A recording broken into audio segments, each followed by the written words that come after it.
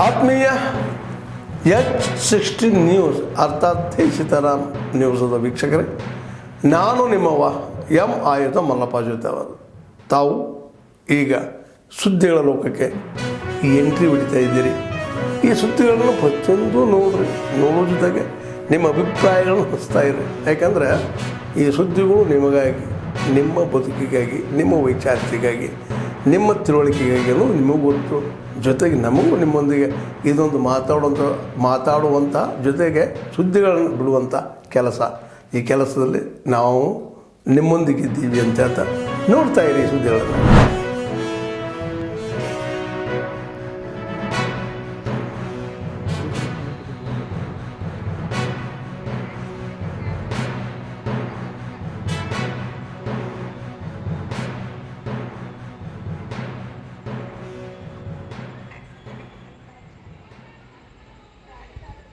ಕಾಲೇಜಿನೆಲ್ಲ ನಿಂತ್ಬಿಟ್ಟತಿ.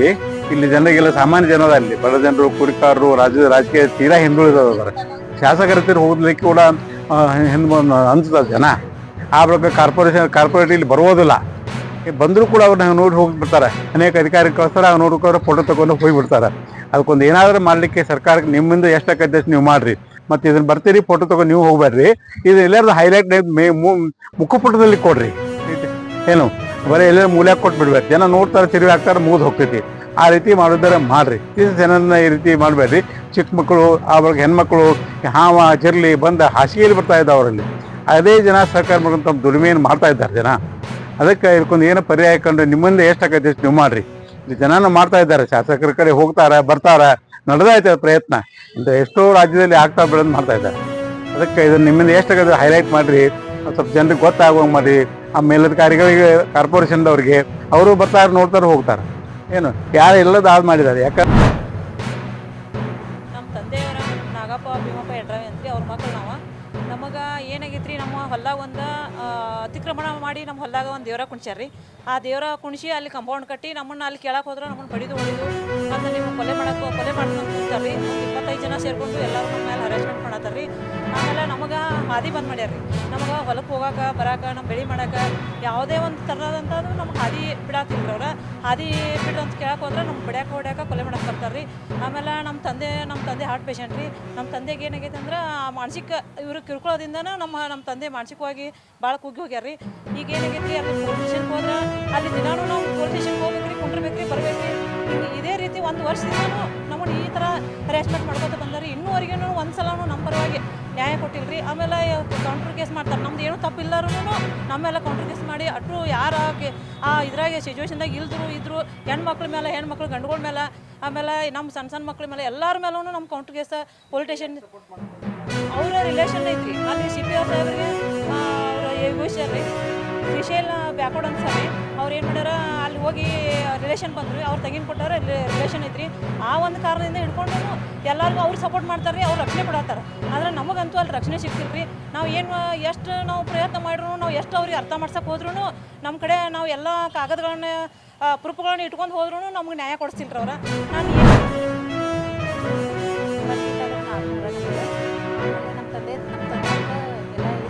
ಹೆಸರದಾಗ ಆಸ್ತಿ ಐತಿ. ಅಲ್ಲಿ ಯಾವುದೇ ದೇವರು ಇಲ್ಲ, ಏನೂ ಇಲ್ಲ. ಅಕ್ರಮವಾಗಿ ಜಾಗ ತಗೊಂಡು ಅಲ್ಲಿ ಬೇಲಿ ಹಾಕಿ ನಮ್ಮ ಮೇಲೆಲ್ಲ ಲೈಂಗಿಕ ಕಿರುಕುಳ ಕೊಡೋದು, ನಮಗೆ ಬಡಿದು ಆಮೇಲೆ ಪೊಲೀಸ್ ಸ್ಟೇಷನ್ಗೆ ಹೋದ್ರೆ ಅವ್ರು ಕಂಪ್ಲೇಂಟ್ ತೊಗೋತಾ ಇಲ್ಲ. ಈಗ 1 ವರ್ಷದಿಂದ ಆಯ್ತು ನಮ್ಗೆ ನ್ಯಾಯ ಸಿಗತ್ತಿಲ್ಲ ಅಲ್ಲಿ ಪೊಲೀಸ್ ಸ್ಟೇಷನ್ನಿಂದ. ಆಮೇಲೆ ಹೋದ್ರೆ FIR ಮಾಡಂದ್ರೆ ನಮ್ಮ ಮೇಲೆ ಕೌಂಟರ್ ಕೇಸ್ ಮಾಡಕತ್ತಾರೆ ಅವರು. ಸ್ಟೇಷನ್ ಬ್ಯಾಕ್ವರ್ಡ್ ಅಂತ ಸಿಗ್ತಾರೆ. ಆಮೇಲೆ PSI ಬಂದು ರಾಜು ಪೂಜಾರಿ ಅಂತ ಹೇಳಿ.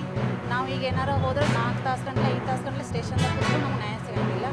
ಅಪೋಸಿಟ್ ಪಾರ್ಟಿ ಆದವ್ರಿಗೆ ರಕ್ಷಣೆ ಕೊಡ್ತಾರೆ, ಆದರೆ ನಮ್ಗೆ ರಕ್ಷಣೆ ಇಲ್ಲ. ಅಲ್ಲಿ ನಮಗೆ ಬದುಕಕ್ಕೆ ಬಿಡಾಕತ್ತಿಲ್ಲ. ಈ 1 ವರ್ಷದಿಂದ ಆಯ್ತಿದ್ದು ನಮ್ಗೆ ನ್ಯಾಯ ಅಂತೂ ಸಿಗ್ತಾ ಇಲ್ಲ.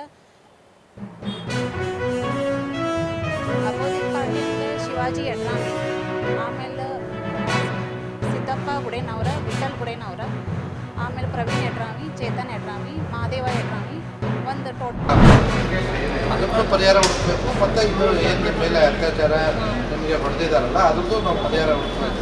ಎರಡೂ ಆದ್ರೆ ಇದು ಪರ್ಮನೆಂಟ್ ಸೊಲ್ಯೂಷನ್ ಅಲ್ಲ. ಹೇಳು.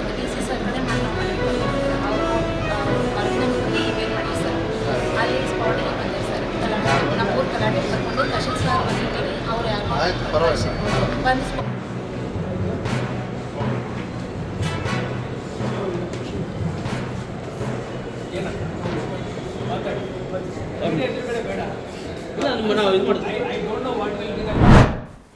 ಆತ್ಮೀಯರೇ, ಎಲ್ಲ ಸುದ್ದಿಗಳನ್ನು ನೋಡಿದ್ರಲ್ಲ, ಏನು ಅನಿಸ್ತು ನಿಮ್ಗೆ? ಇದರಲ್ಲೇ ನಿಮ್ಗೆ ಲೈಕ್ ಆಗಿರ್ಬೋದು, ಡಿಸ್ಲೈಕು ಆಗಿರ್ಬೋದು, ಕಾಮೆಂಟ್ ಬೇಡಪ್ಪ ಅಂತೂ ಅನಿಸಿರ್ಬೋದು, ಕಾಮೆಂಟ್ ಮಾಡಬೇಕಪ್ಪ ಅನಿಸಿರ್ಬೋದು, ಶೇರ್ ಮಾಡಬಾರ್ದಪ್ಪ ಅನಿಸಿರ್ಬೋದು, ಅದು ಮಾಡಬೇಕು ಅನಿಸಿರ್ಬೋದು. ಏನಾದರೂ ಆಗಲಿ ಶೇರ್ ಮಾಡ್ತಾಯಿರಿ, ಈ ನ್ಯೂಸ್ಗಳನ್ನ ಹಂಚ್ತಾ ಇರಿ, ಜೊತೆಗೆ ಇದಕ್ಕೆ ಸಬ್ಸ್ಕ್ರೈಬ್ ಆಗ್ತಾಯಿರಿ ಅಂತ ಹೇಳ್ತಾ H16 ನ್ಯೂಸ್ ಅರ್ಥಾತ್ ಹೇ ಸೀತಾರಾಮ್, ಇದು ಸತ್ಯದ ಕೈಗೆ ನಡಿ ವಂದನೆಗಳು.